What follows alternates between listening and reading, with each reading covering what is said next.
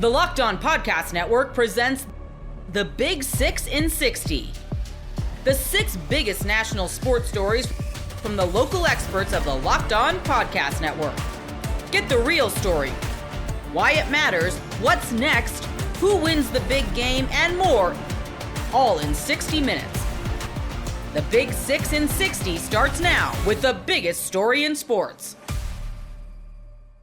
64 wins, pish posh. The Pacers dismantle the Cavs in 5 games. You are Locked On Pacers, your daily Indiana Pacers podcast. Go on the road. They beat a great team. They do it again, the second straight year, advancing to the Eastern Conference Finals with a road win for the Indiana Pacers, who go to Cleveland, who lost 5 road games to non-Pacers teams this season and beat them 3 times in one series. It was the most Pacers game ever. Everybody who's good at something did that thing in this game. Some standout performers, obviously. Unbelievable game from the Pacers. Unbelievable resolve in this playoffs. They're 8-2. They just beat a 64-win team. I'm just flying through things to say. It's only been 30 seconds. Hello, Derek Kramer. Thank you for joining me. You have become the closer this year. How are you feeling about the Eastern Conference Finals bound Indiana Pacers? What a ride, man. This is it's been so fun these last 2 years. Just to see this continue is awesome. As Pascal said, like this, now they have their chance to show that they're better than last year. Like this is exactly where they were 1 year ago, and they got a shot. Like, and that's all they can ask for. It's incredible that they're back here again. Just what a game. Like, it's so impressive to beat this Cavs team in 5 games. Like, just really impressive performance from them. I would like to, and we'll talk about the game, but like, I know a lot of people who are sports fans are like, if they're not winning a championship, failure, I don't care. Like, the Hornets haven't won a playoff series singular in over 20 years. Like, the Kings have made the conference finals twice in their entire existence. Damian Lillard, ask the Kings fans how much they would love a run like this. Damian Lillard, a franchise legend for the Blazers, grinded like crazy with those guys. Got there one time. Donovan Mitchell, amazing in the playoffs, has never been to the conference finals. Never been. Right? It is for some players, this is like, wow, awesome. Like, I made it that far. You know, this is a huge, huge run for the Pacers to do this. And this time they're doing it as a young ascending team. And this year feels different than last year one because of the potential quality of opponents they'll be facing going forward. I don't want to get too far ahead right now. I'm going to be Rick Carlisle and make you stay on task and focus on today and the very next day for the Pacers. View. But to narrow view it, last year they beat good teams. They beat the Bucks, and the Knicks. They won like about the same number of games as the Pacers, a few more. I picked the Cavs in the series. I'll do a huge I'm a Dumb Idiot podcast tomorrow. I promise. You can all laugh at me today and tomorrow. But they won 64 games. I get that the Heat suck. They embarrassed them, pants them, like best offense in a series in NBA history. Right? They are legitimately very good. I get it. They had a guy banged up and missed some games. But like the Pacers handled them easily. Like they were way better than them in this series. They were way better than them tonight for much of the game. The first part of the game when they were down 19. I keep rambling, Derek. I'm so sorry. They were down 19 early, and I was like, this reminds me of last year. Both game 5s they played on the road last year, they got smoked, and then they had to come back home and figure it out. And then all of a sudden in the second quarter, it's like, oh yeah, everything the Pacers are good at just happened. They respond to these huge adversity moments. Every time they're down big, they can get back into a game. They won a half by 41 3 days ago.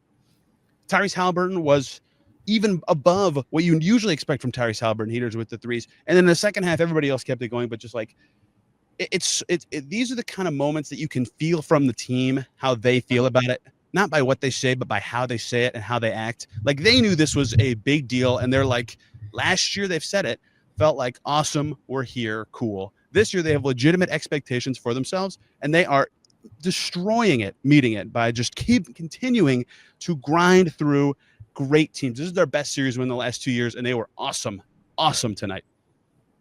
Yeah. Like there's so many things to hit on there. Just it's really impressive. Like what this team's able to do. Like listening to Kenny Atkinson after the game, and like he just sounded so just resigned to the fact that the Pacers had so much more ability to sustain their level of intense play over the course of 48 minutes, over the course of multiple games, and like just plain said, like the Cavs couldn't match that level of pace and intensity and high level of physical play over this long stretch. Like, regardless of, yes, the Cavs were banged up, like Donovan Mitchell wasn't like his awesome. will to try to win that game was incredible. Like, just he was so good throughout Dude, this even entire series. Garland, like fighting through everything to play at all. Everything, yeah. Like they still fought, and like Ty Jerome comes in, like after not playing that whole game, and hits 2 huge threes that finally get the Cavs like going. Like, they weren't going away. Like the Pacers earned this, and like the Cavs were clear about that too. Like, they're not making any excuses. It's just like the Pacers, like it felt like the kind of the same old story, like you said, with this Game 5 start, and then it turned into, oh, it's that same old story. The Pacers taking that first punch, being resilient, and just never stopping. Like, I thought I was going to be back in the field house for Game 6. Like, I pretended it was a reverse jinx tweet that I did when I was like, all right, just good grief. And then, yeah, Tyrese took over. Like, they hadn't no 30-point scorer at all until tonight in the playoffs. Like, I was wondering, like, has a team ever made the conference finals without like having somebody score 30? Well, we don't know, because I guess we'll never know, as they say. I guess we'll never know. Yeah, I was trying to decide where to go next from just like the moment part that we just did of, do I want to go down 2 paths? There's 2 things that are hugely significant, require long conversations from this game. One you just touched, which is Tyrese Halliburton's 31 points. Huge. I will get to that. But to me, the reason this game is poetic, if I was actually good at writing and not just okay to bad at it, this is what I would try to write about this game.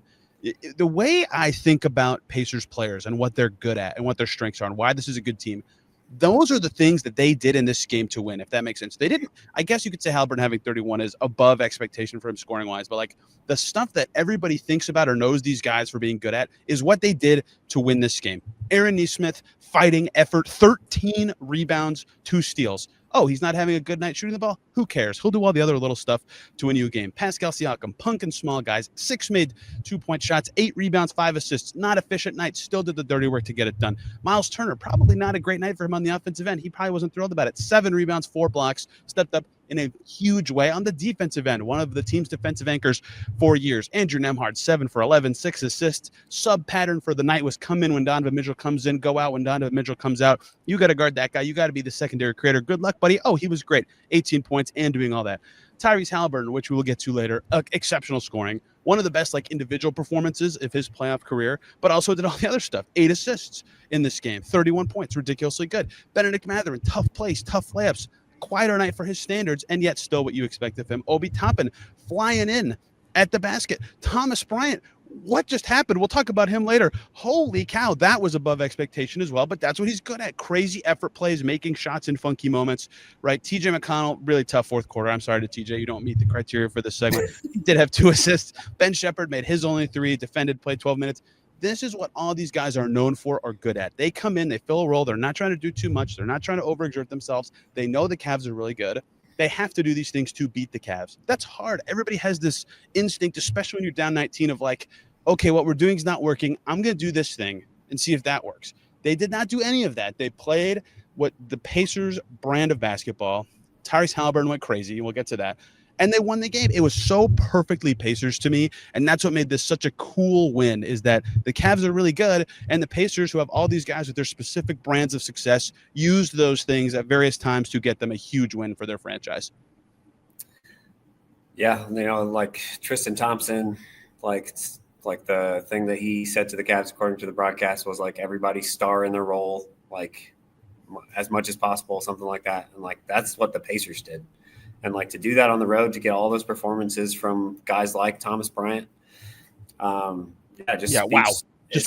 Like they live on their depth, and they like, I couldn't believe that once again, Carlisle was going minutes without Ty or Pascal in that first quarter, of all 5-man bench lineup in the third. That one was real rough in the third quarter, because it felt like this is your chance to kind of really put your foot on their neck and finish this. And then like Ty Jerome got those way too easy of shots, but like that's what they live on. Like that keeps them all fresh for like needing to play 10.5 minutes down the stretch for Tyrese.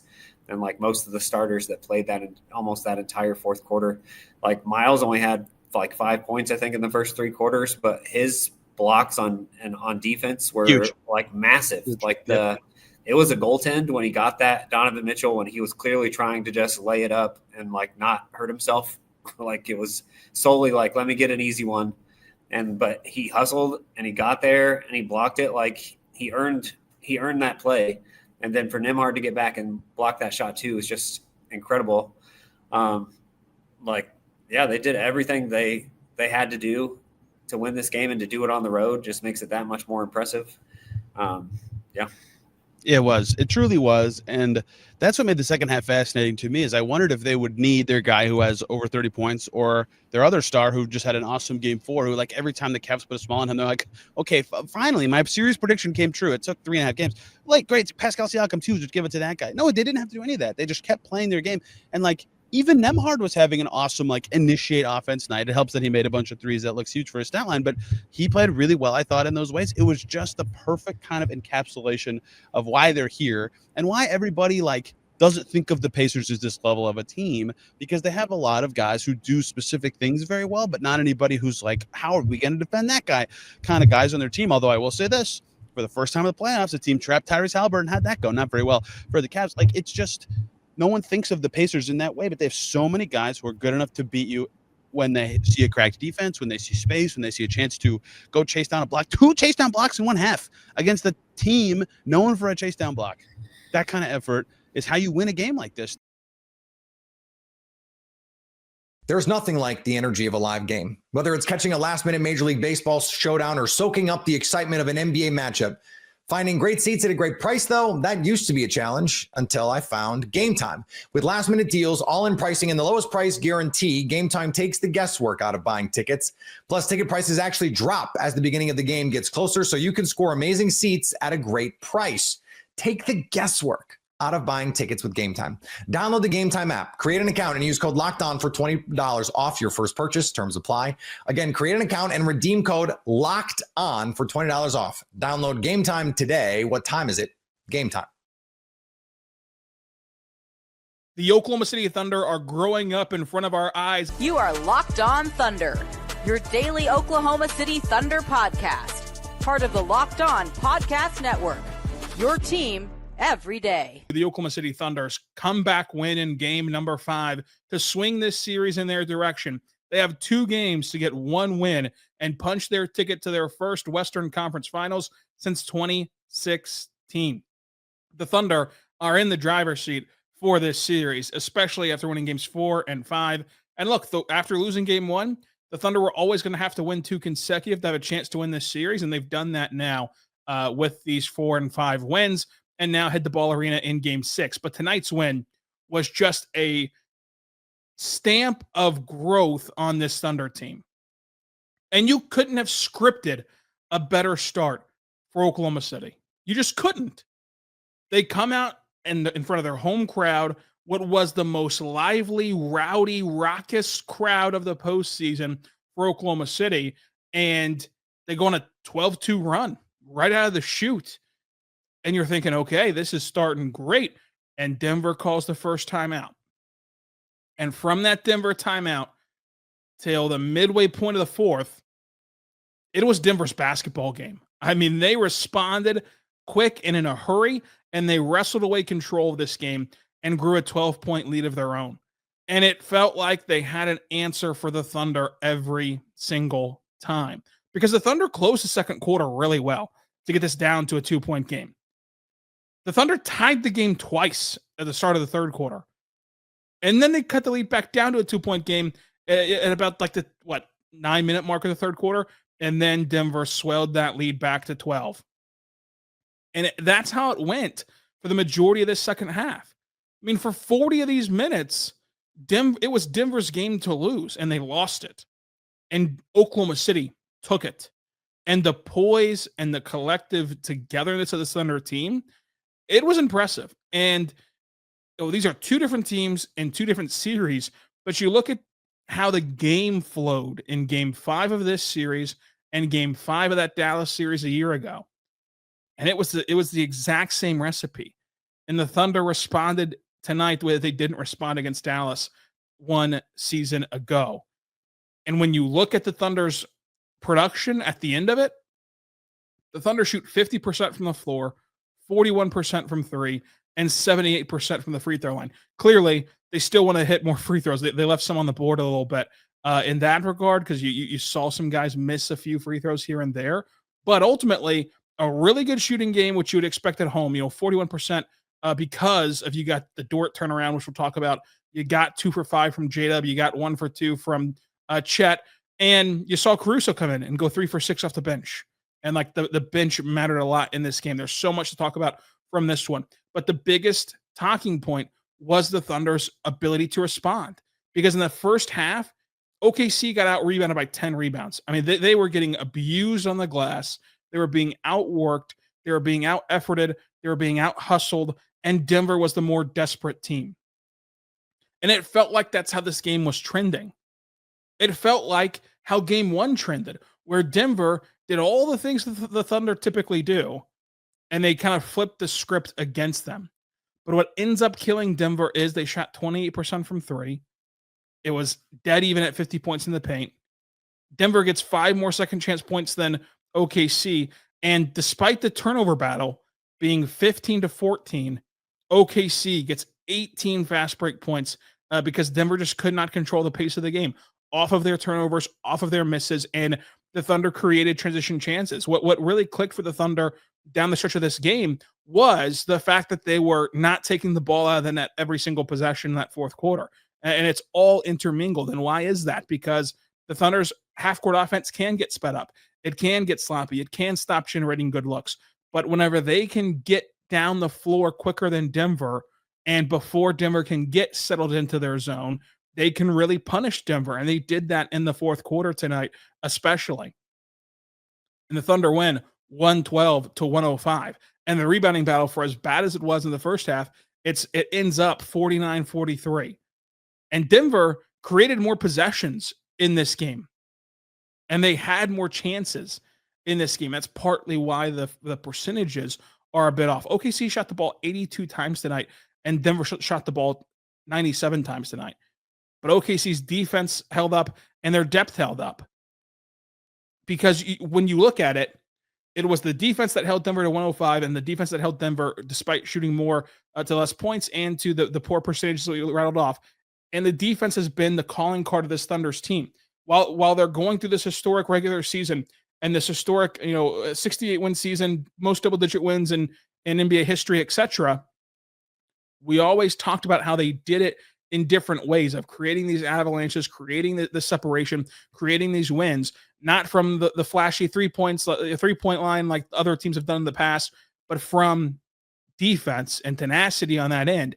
They buckled down defensively after, as Mark would describe, some of their worst defensive stretches of this series happened tonight, but they started well defensively and they ended well defensively, and that got them the win. And then their depth. I mean, the fact that you had a guy like Caruso come off the bench for 3 for 6 from the 3-point line, and you were able to get the 13 points from him and the quality of defensive minutes from your bench that Denver couldn't rely on. And Denver was clearly gassed down the stretch of this game. And Denver's been going through a tough turnaround, right? They've been playing basketball every other day nonstop since Game 7 of that Clippers series, and it's tough on a team that's rotation only goes 6 guys deep who you trust, and you have the Michael Porter Jr. injury, which credit to him for fighting through the injury, but he's 1 for 7 tonight, 0 for 5 from the 3-point line. He is battling as hard as he can from that injury, but it's just not allowing him to be any sort of productive except for Game 3. So Oklahoma City's defense let them hang around, because when this was a 9-point game and Jokic starts the fourth quarter with a 9-point lead and OKC has SGA on the bench, I understand totally the thought process behind that move by David Edelman, and that could have crushed them, because there's 2 different cracks that the door was left open for Denver to really kick it down. It was the fact that they didn't lose the non-Jokic minutes in the second quarter, despite Shea being on the floor in that second quarter for those non-Jokic minutes. And it would have been, if they could have gained that separation from leaving Jokic on the floor in the fourth quarter, like that could have really won them this game, and they just could not do it. They could not extend past the Thunder and get this to a overwhelming mark. Like, obviously you don't want to get down 12 points, but in the modern NBA, 12 points is not a massive lead. And you see it night in and night out how teams come back. And I really think that you have to give the Thunder credit for just chipping away and staying poised, because it would have been easy to let go of the rope whenever a lot of stuff was going against them.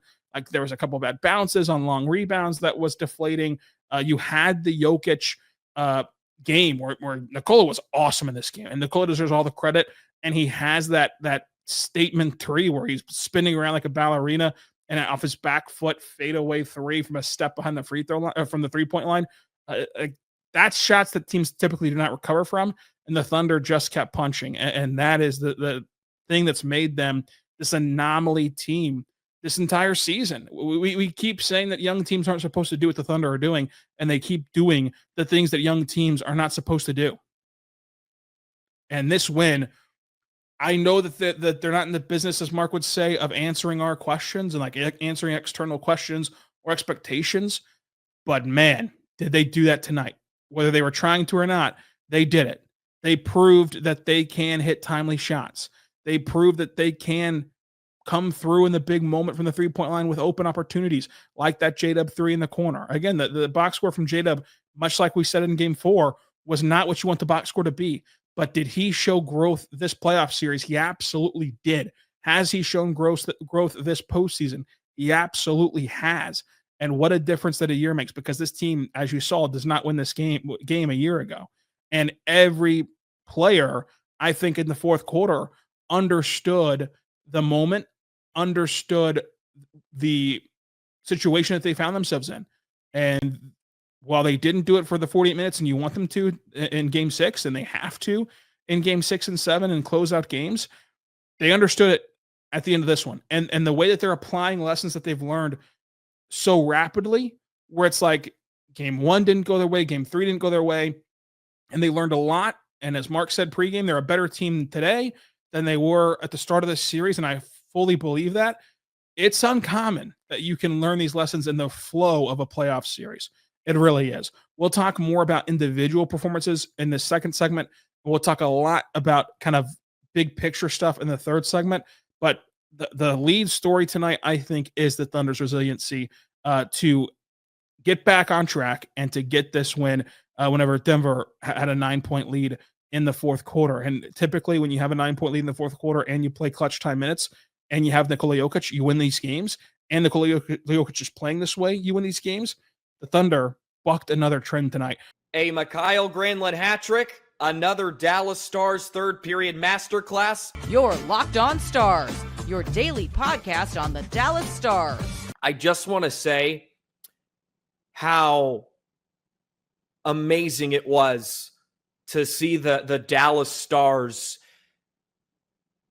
at full tilt, so to speak. And they didn't play a perfect game by any stretch. And Jason Robertson and Miro Heiskanen are still coming off injuries.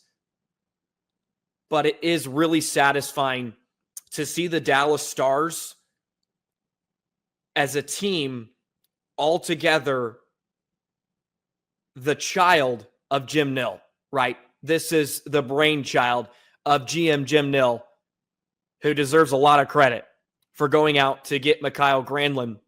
And I'll start with this, as I misspelled his name in the rundown, Granlund, but he was Grand tonight, so it makes sense. We'll let it be. I mentioned this at the Four Nations. I thought Granlund was going to score a lot of big-time goals or play extremely well in the Stanley Cup playoffs for Dallas, because he was playing in some of those very competitive and intense games during the Four Nations. His second goal on Hellebuyck was almost identical to the goal he scored against Sweden on the 2-on-1. Just the no look, and just rips it under the soffit. What a release. Hellebuyck could not catch up to it, and the chants of Otter's better is ringing throughout the American Airlines Center. I said this too before the series. You don't think Otter is a bit ticked off that they were calling him the U.S. backup in the regular season? Well, Jake Ottinger put on a show tonight, put on an absolute phenomenal show. And the goal he gave up was atrocious. It was extremely bad. It was softy. But it also It also shows you what a night it would have been. He probably should have had the shutout. And credit to Ehlers for throwing that puck on net. It was a pretty decent shot. Otter should have it, but he was phenomenal. He was phenomenal, especially in that second period where Dallas just was not good at all. But it goes once again to show you that goaltending, depth, special teams really matters this time of year. Really, really matters. And Dallas is checking off all the boxes.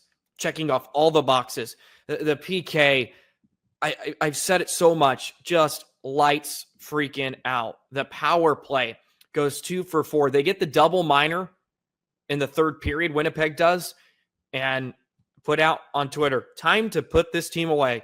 And it took them nearly the entire 4 minutes, but Granlund, the hat trick, just goes kabang past Hellebuck. What a shot. Credit to Miro, too. We're going to get to him.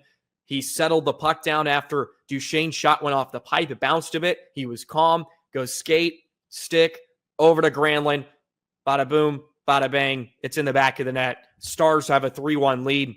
Stunning Winnipeg. And the Jets, too, I thought that was the Jets' best in the second period. And the fact that Dallas was up, it's house money, so to speak. It felt a bit like Game 6 against Colorado, where Dallas all of a sudden had a 4-3 lead heading into the third period, but they didn't execute in the third period against Colorado like they did tonight and really just shut it down. Thought the Stars were really good defensively tonight. And Esa Lindell had himself a game. Esa Lindell has been phenomenal all season long. Just a shutdown defenseman, was killing plays along the walls. I thought you saw that from a lot of different Stars defensemen, Bichel, Petrovic. It was a really, really solid game. And Otter cleaned up any mistakes. And he cleaned it up early when Velarde had that point-blank chance. It was the first shot of the game. And I thought this goes to show how truly good this Stars team is. Like, they are loaded. I'm just thinking to myself as time's winding down, this team is loaded.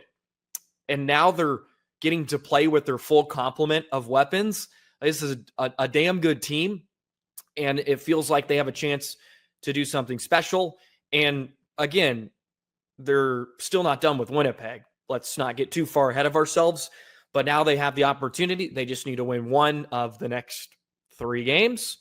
Hopefully just 2. Hopefully it takes 1. Hopefully they go and close it out. But it's going to be tough.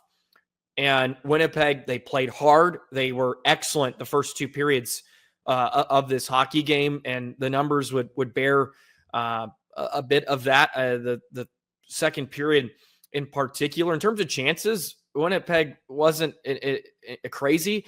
I mean, it's almost weird because it felt like Dallas was taking on water for a large chunk of that second period. But you look at the chances in the middle frame, it was 7 for Dallas, 5 for Jets, 19 total for both sides throughout the hockey game tonight at 5-on-5. Like Dallas has just been pretty darn good at limiting Winnipeg. They weren't winning a ton of battles, though, in that second period. The Jets were pouring in on the forecheck, but I thought Dallas responded really well towards the end of the second period, started to stack some shifts together. And then, of course, Rantanen makes a great play, and then Granlund buries it.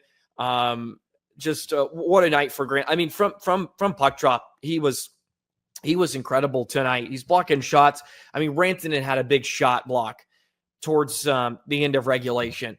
Like, those are plays that win Stanley Cup playoff hockey games. Those are plays you have to have. And Mikko's making them. Granlund early and often, just what an unreal game from him. Unreal stuff from Granlund. And it was good to see Robertson get on the board as Granlund just walked down Main Street. I don't know what Winnipeg was doing, just allowed Granlund to go right through the heart of the rink, and then he just fires one past Hellebuck. Funny enough, Hellebuck turned into the Vezina Hellebuck once the Stars went up too. they had multiple chances to like really twist the knife, and Hellebuck made some really incredible stops. It was smart to dress 11-7 with Mir returning, and we'll get to that Rantanen played a lot tonight, 23 minutes, and he was just good. Only picked up an assist. He didn't score tonight, so sound the alarms. But he was darn good. I thought Dallas, despite some of their lulls in the game, like they were engaged. There was life and energy. It wasn't like they were just taking it, so to speak, or just getting punched in the face continuously. Like they just continued to grind it out, and they hung in there with the help of Otter, who just made timely saves. I mean, elite stuff from Jake Ottinger tonight, and they needed him to be in some regard. Like this wasn't the best game Dallas has played, and they won 3-1. And if Otter doesn't give up a softie, they more than probably shut out this Jets team tonight. I just thought they suffocated after the Granlund goal. It just felt like Winnipeg was a bit stunned, and they played well after that. Give the Jets credit. They continued to fly around and create some chances in that third period, but it was just going to be really, really tough to beat Otter. It was going to be really, really tough. Scoring chances individually, Lindell 12 tonight at 5-on-5. That shows you how good of a game he had. CC Rantanen 11. Hintz, Granlund all up there. There's just a lot of good from a lot of guys tonight. I didn't love the Jamie Benn penalty late. the energy I like, but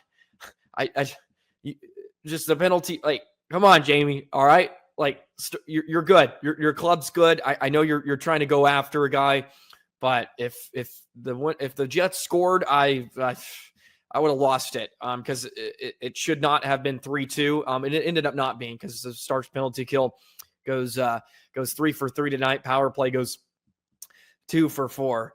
But my goodness, I did not like the penalty, but Stars get away with it. I mean, Winnipeg, they kind of crapped the bed themselves a bit on that man advantage. They just weren't very sharp. But a lot of their looks, they just weren't sharp tonight. The 4-on-1 they had, I think, in that first period, it was just Miro back. I was so confused why it was only number 4. And I guess he's so intimidating and such a great defender. Winnipeg makes an errant pass and it turns into nothing. That's how good of a defender Miro Heiskanen is. Just show that clip. Then give him the Norris. That was some remarkable defending. But I think it goes to show how damn good the Stars team is. Fully healthy to some degree. And we're getting to watch it now. And it has, and we haven't seen this like very much at all. And it's a lot of fun to see what Jim Nill has thrown out there. The NBA playoffs roll on, and FanDuel is giving new customers an incredible way to get in on the action right now. When you join FanDuel and place your first $5 bet, you'll get $250 in bonus bets if your first bet wins. FanDuel makes betting easy, whether it's picking your favorite team or diving into player props. From three-pointers to steals to assists, there's so many ways to bet your favorite player props. Plus, after the game tips off, you can even combine live prop bets into a same-game parlay for a chance to win big.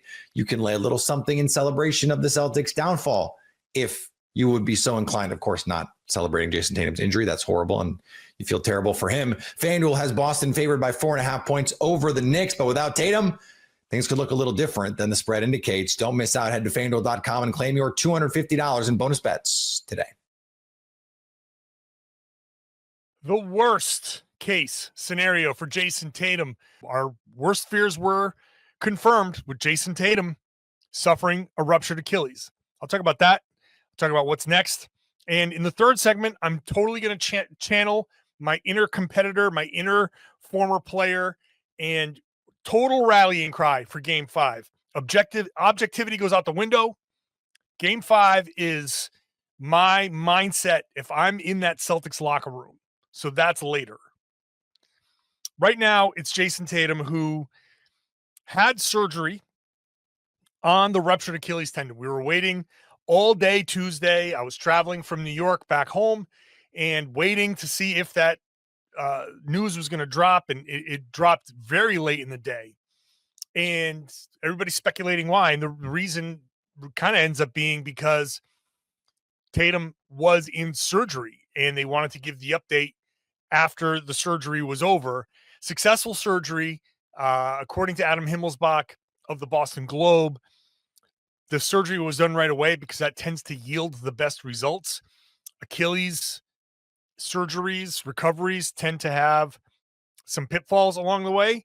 And so getting this done, giving it the best chance of full recovery and the fewest setbacks, this was the way they wanted to go. And so the good news is surgery is done. It seemed to go well, successful, full recovery, all of that stuff is what they said. So what's that mean for Jayson Tatum? Well, it's going to be a long road, right? It happens. He had surgery now on May 13th. What the absolute best case, nothing goes wrong scenario is Tatum is 27 years old. He's in phenomenal shape. He is a tireless worker. He hits every one of his marks right away and as soon as possible, right?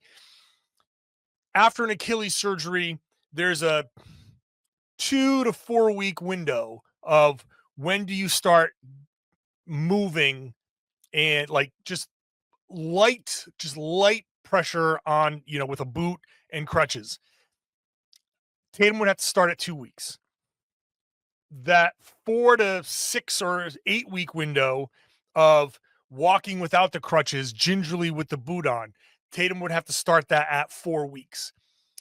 Every one of these stages, walking with the boot, walking without the boot, starting to do light work, your rehab, your, working with the bands, doing a little bit of light jogging, whatever those milestones are, Tatum in the best case scenario has to hit them all at the earliest point.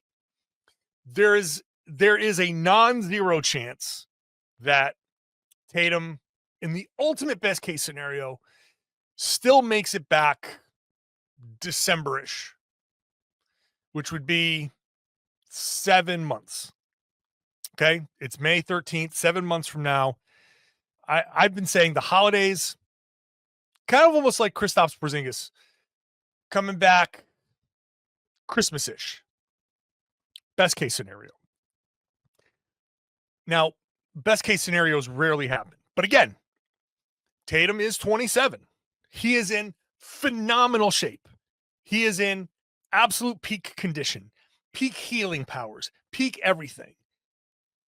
It's not out of the question. And also, by the way, one of the world's elite athletes with the power of an NBA franchise and his own multi-million dollar bankroll to put every bit of anything possible behind this recovery.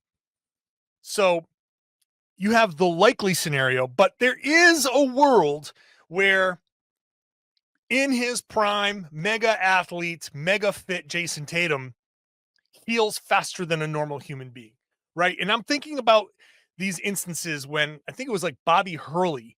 Remember Bobby Hurley got into, I think it was a motorcycle accident or a car accident. He ended up face down in a ditch, and the doctors said the only reason he even survived that was because he was an elite athlete.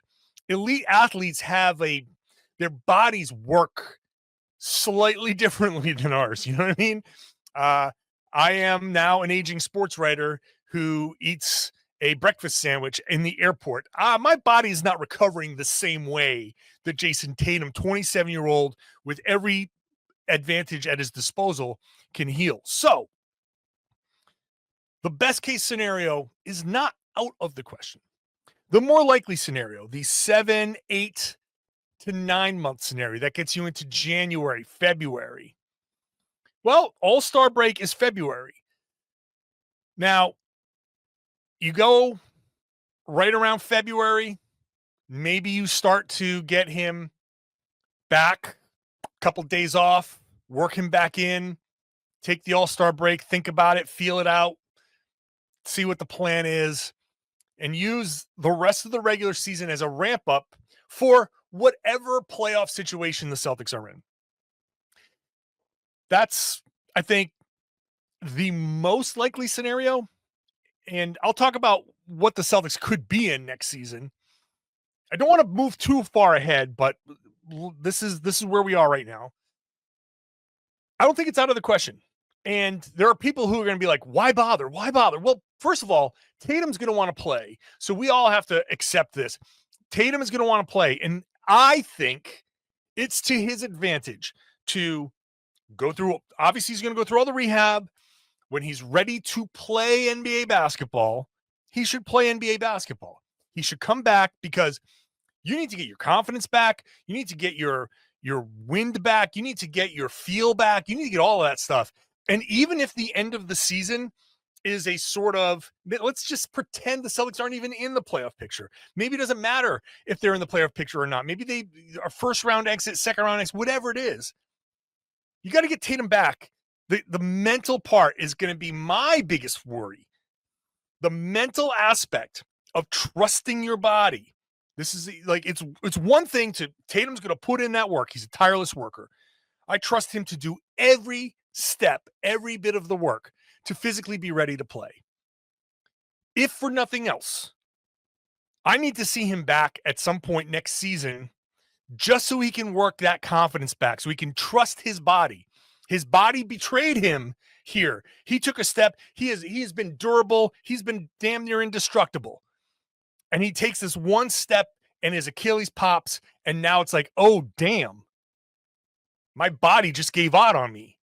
He needs to get that confidence back. He needs to be able to step onto a court and play and go through it and forget the injury and play through whatever mental hurdle there is. If there is one, there may not be one, but make no mistake, coming back from a devastating injury, a catastrophic injury, there is a significant mental element to that for a lot of players. Tatum needs to make sure that he is not one of those guys. And so, as much as I'm looking forward to him being back at some point next season and some semblance of himself, I think he can come back and be basically Jayson Tatum again. He's too young. I know that this is a tough injury, but he's too good. He's too good to come back and be half of what he's been.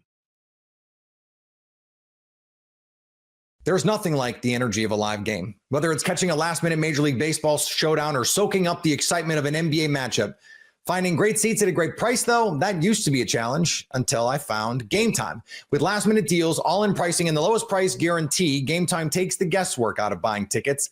Plus, ticket prices actually drop as the beginning of the game gets closer, so you can score amazing seats at a great price. Take the guesswork out of buying tickets with Gametime. Download the Gametime app, create an account, and use code LOCKEDON for $20 off your first purchase. Terms apply. Again, create an account and redeem code LOCKEDON for $20 off. Download Gametime today. What time is it? Gametime. The Miami Hurricanes have just landed the top recruit in the entire country. You are Locked On Canes, your daily podcast on the Miami Hurricanes. I woke up this morning expecting Jackson Cantwell to be a Georgia Bulldog. When I had my lunch today, I was still expecting Jackson Cantwell to become a Georgia Bulldog. The feedback coming out of Coral Gables was not positive. And I owe an apology, I think, to Steve Wiltfong at On3 Sports. I probably owe a few apologies to Pete Nakos at On3 Sports, because from last night into this morning, when Wiltfong started talking about, hey, there's some Miami buzz, Miami's not going away here, I'm like, okay, Steve, yeah, you're trying to sell some subscriptions. You're trying to play up the drama just so he can dunk on us and pick Georgia, and the Georgia fans can dunk on the Miami fans. And then lo and behold, the Miami Hurricanes were able to chip away at Jackson Cantwell until the final hours, because, yeah, around 1 o'clock, 1:30, you started to get the predictions. Pete Nakos puts in the RPM prediction, the On3 version of a crystal ball for Cantwell to become a Hurricane. Steve Wiltfong joins Nakos in putting in the RPM for Cantwell to become a Miami Hurricane. And folks, you have, of course, best offensive line coaching in the country with Mario Cristobal as your head coach, which also makes Miami probably the most offensive line-centric program in the country, and his excellent tag team partner when it comes to coaching up the offensive line, Alex Mirabal. And a comment we did hear from Cantwell, night before his decision was that he believes Alex Mirabal is the best offensive line coach in America. And Cantwell decided Miami was the spot for him to develop, and Miami is the program that gives him the best chance at success. Jackson Cantwell, why is he the number 1 rated recruit in the country? 6'7.5", 305 pounds, 305. Welcome to the 305 to every one of those 305 pounds of Jackson Cantwell. He is an absolute mauler. He is polished. He will probably become a starter at Miami next year. We'll talk about how that could very well happen for him. He's also a track and field stud. This guy is going to be setting records. He has, Olympic potential, shot put, discus, javelin. Both of his parents, his mother and father, are track and field former Olympians. And the track and field connection is why a lot of folks thought, up until a few weeks ago, that maybe Oregon could have the edge, because Oregon, out of his finalists, Miami, Georgia, Oregon Ducks, Ohio State, Oregon has the best of the track programs among those. But bottom line is, this is a football decision. Football is what's going to make Jackson Cantwell money at the collegiate level, and of course, money at the professional level, because you can't make money in track and field the way that you can make it when it comes to being a football player. Top offensive tackle in the country, considered to be a generational talent at offensive tackle. So the opportunity that Cantwell has at Miami, timing, folks, is also super important, okay? Because right now remember, Jackson Cantwell, class of 2026, he is going to be stepping on campus at Miami, likely January of 2026 as an early enrollee. 2026 football season will be his debut, his hello to college football. Right now in 2025, Miami has an established right tackle starter in Francis Mauigoa, Big CC, probably a future first-round NFL draft pick. And Miami has an established starter at left tackle in Markel Bell, probably, hopefully, a future NFL draft pick coming up in less than a year's time. So for Jackson Cantwell, the timing of those two who are on the team now and will likely both not be on the team a year from now, he is going to have two openings and an opportunity. I see Cantwell, and most folks do, it's probably more of a right tackle than a left tackle at the next level. I'd be good with him at either spot. He's so big, he could probably play both at once. But Jackson Cantwell will have the opportunity with CC Mauigoa off to the NFL in less than a year, that Cantwell is going to have that opening. Every spot has to be earned, but you could be looking at the right tackle, starting right tackle at the University of Miami in just over a year. That's Jackson Cantwell. And we know a big part of his decision criteria, in addition to who's going to develop me, is why he chose the coaching combination of Cristobal and Mirabal, but also Cantwell, he wants to be able to play right away. Now, that's something, he probably would have been able to accomplish just about anywhere he went. Like, I'm not going to say Cantwell doesn't slide into the starting lineup at any of his other finalists, but it's certainly the case at Miami, and the other factors were also there for him. And, you follow the visits, right? It's been a little while. It's been over a month and a half probably since Cantwell was on campus at Miami, but made several unofficial visits to the U, including a visit during spring football that had folks in Coral Gables so hyped up that, when he kind of condensed his decision timeline and you thought, hey, he's probably going to announce in April, that was going to be a thing for a while. Miami was seen as the school having the big edge, right? But then he postponed his announcement to May 13th today, took a last-second trip to Georgia, an unofficial visit, a couple days before his decision, and all the trends had been going in Georgia's favor, right? And there also was a time in late April when it looked like Oregon was starting to trend for Cantwell. So you went in a short period of time from, hey, watch Miami here, Hurricanes are in the lead, to, oh no, maybe it's the Oregon Ducks in the lead, to, oh, Georgia is definitely in the lead. And the predictions were coming in left and right in Georgia's favor. And then day of, just a few hours before the Cantwell decision, you start to get these predictions flipping in favor of the University of Miami. Now, I know that I've talked about a lot of reasons why Cantwell to Miami makes sense from a coaching, development standpoint, an opportunity standpoint.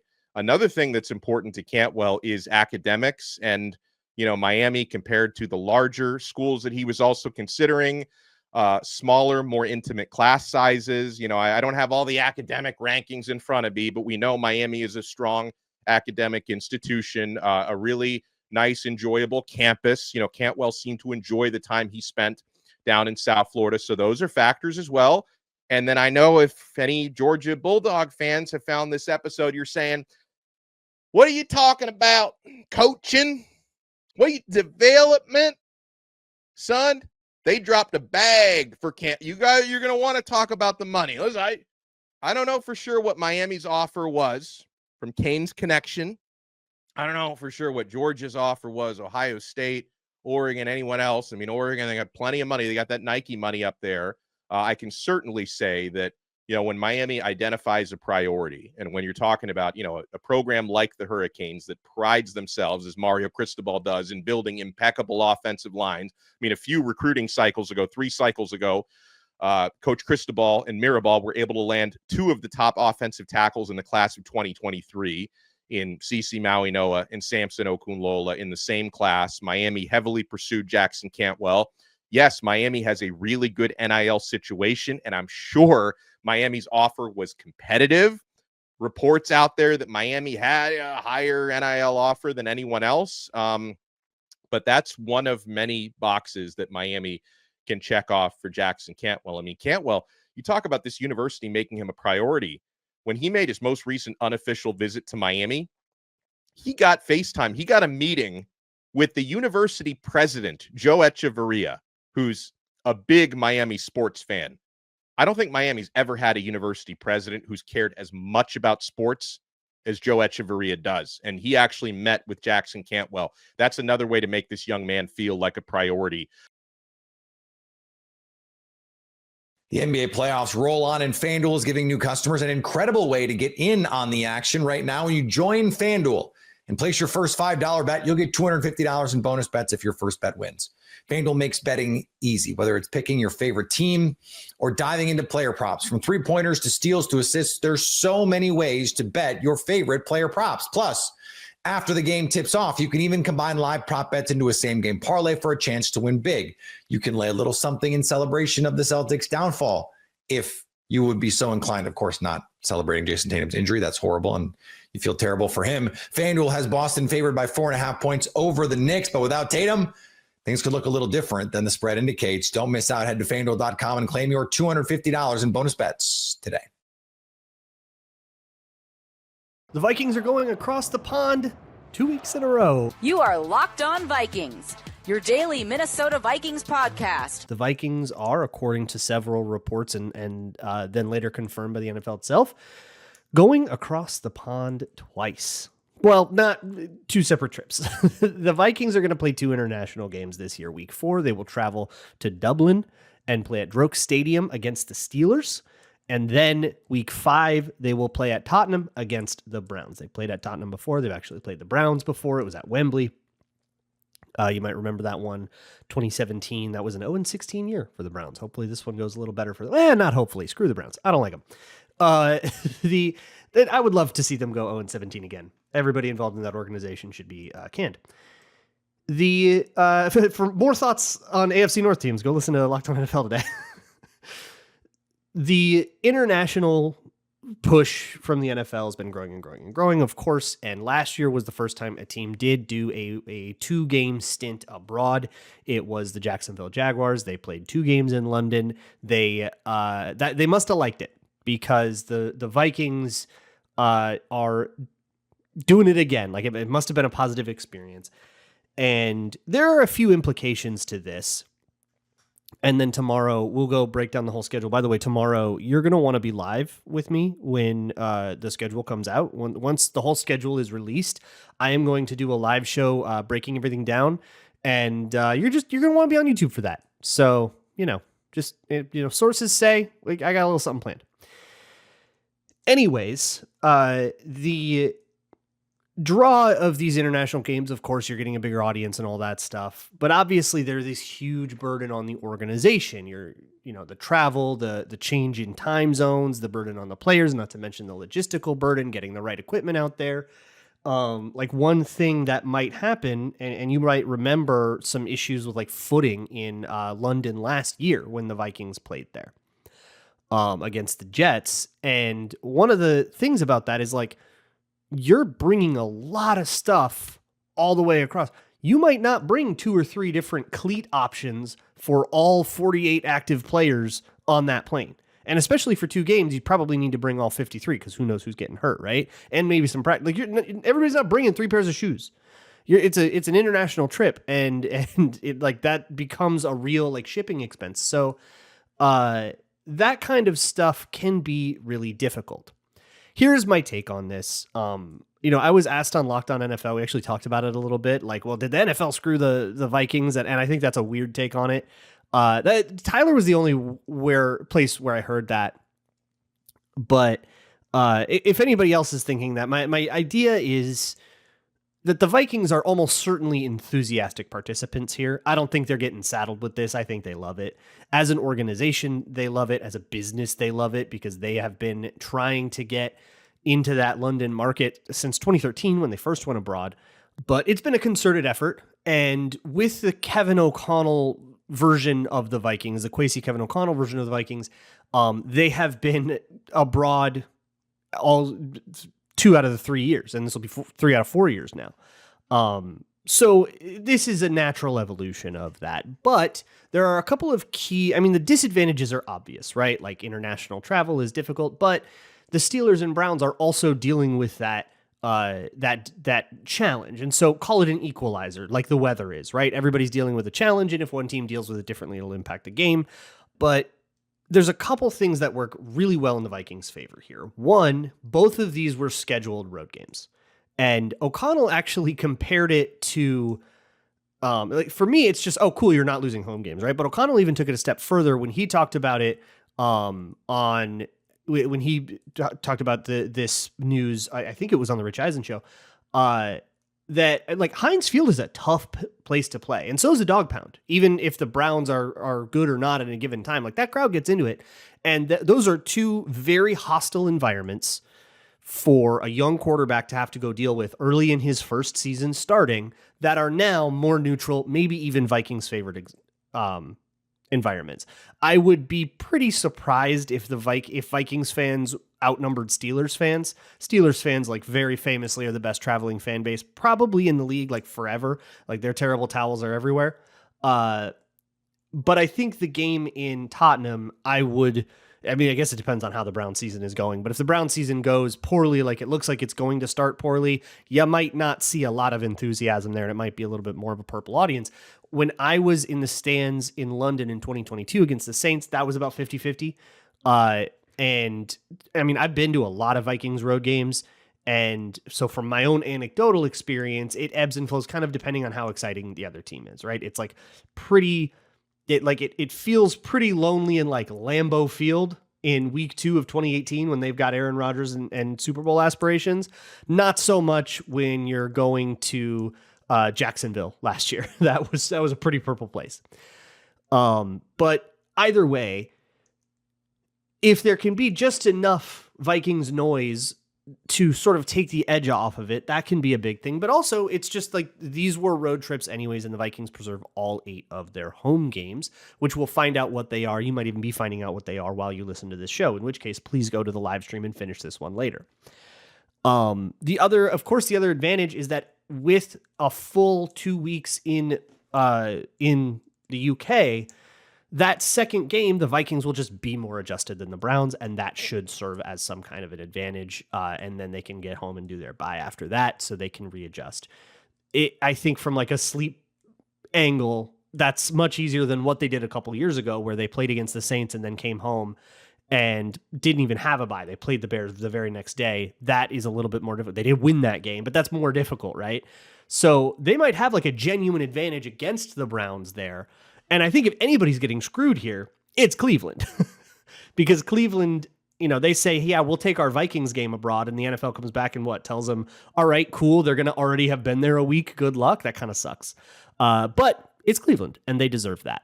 It is kind of funny that J.J. McCarthy is the most certain thing at quarterback that we will be seeing in any of those games, because Aaron Rodgers isn't still technically a Steeler yet, although I think that's been a done deal for some time if I'm reading those tea leaves right. And then with Cleveland, who knows who the quarterback's going to be? It could be Kirk Cousins. Like, it could be a guy not even on the roster. Kind of funny, but we'll go through the rest of the schedule. There's been some other rumors about like what game is what. I don't really play the game of piecing together, like which rumor came from which, somebody tweeted, source tells me, whatever. Everybody else can play that game. I think it's really funny to go through it like Nancy drew the whole schedule just for it to be announced by the league officially like 3 hours after you finish that. Like, I just watch Andor. Okay, just catch up on Andor tomorrow, and then by the time you're done, the schedule will be out. Or today, and then by the time you're done, the schedule will be out. But all in all, this is the Vikings bringing themselves to the forefront of the league's international movement. I know from my experience on this show that there are Vikings fans everywhere. During the draft streams, at least most recently, but I have seen, I've got like Skull from Brazil or something like that is a common question asker. I got people from the UK, people from Denmark, people from Australia, people from Japan and Singapore. So I don't know, sound off. Okay. If you're watching on YouTube and you want to leave a comment, or you just want to like shoot me an email at lockedonvikingspodcast@gmail.com or something from where you're at. I always get a kick out of hearing that there are people all over the world listening to Locked On Vikings. I think that's the coolest thing in the world. So thank you all. Hashtag everydayers from wherever you are, and may the Vikings come to your neck of the woods someday.